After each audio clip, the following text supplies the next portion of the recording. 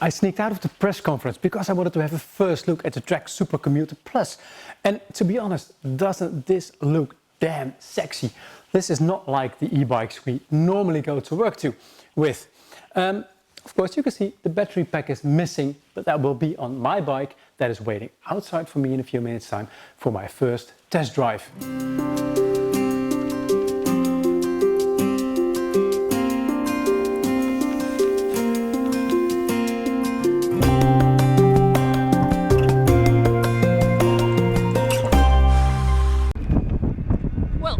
We get to do a full demo round in Utrecht.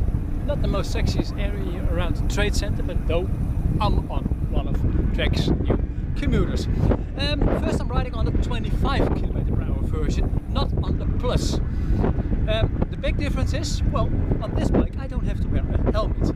On the 45 km/h bike I do need to wear a helmet. And also a big difference is that I am riding on the cycleway, a cycle path at the moment.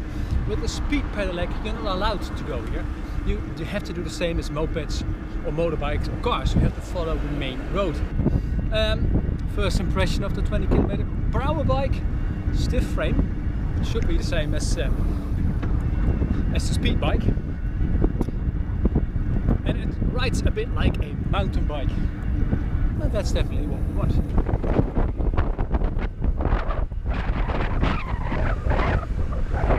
Okay, 27, that's as fast as it almost goes, which is fast enough for me in town, to be honest. Okay, now I am on the Trek Super Commuter Plus, doing about 30 km an hour in the center of Utrecht. And this is quite exciting. It's really a fast bike. The frame is really sturdy, it handles well. Earlier in my ride I was testing the Trek on one of the main roads into Utrecht, and then you really see that the speed is really great. But it's quite threatening to be amongst faster driving cars because they go 50 plus. So let's go back to the city center. Utrecht Centrum is really pedestrian friendly and cyclist friendly, normal cyclists. So now I'm coming up to a junction, I know the situation. There's a bus lane, a normal road and a cycle path. So where do I go? Well, I take the easy option of course, and probably the most safest one. That's the cycleway. But am I allowed to go here? I am not sure. I don't think so, to be honest. Down with the speed, pedestrians, and on. And in the distance I see the sign coming, the blue one. Right, left, right. It's a cycle sign. I'm not allowed to cycle on the cycle path. Left to me is the bus lane.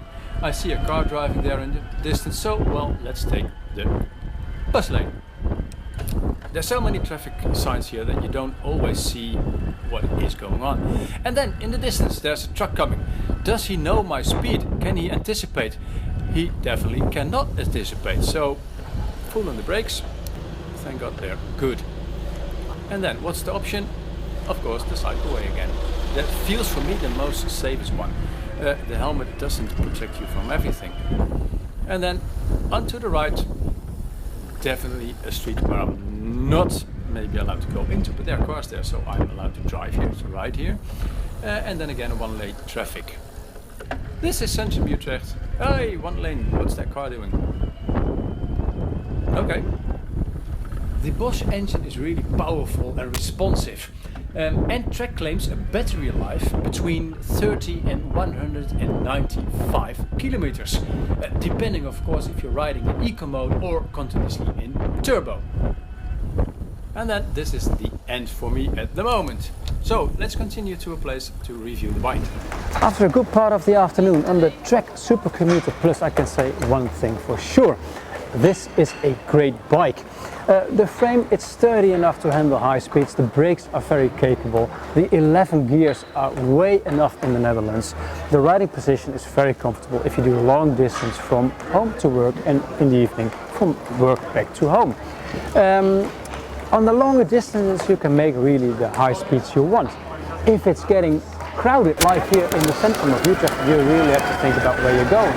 Cycle paths you're not allowed to, and other traffic is not adapting to you. So if you're amongst cars, it's really difficult sometimes to be a cyclist. But that said, the bike is around 5,000 euros, which is maybe a hefty price tag, but I think it's worth it if you don't drive your car anymore. And hey, where do you get a 5,000 euro red Ferrari, only a Trek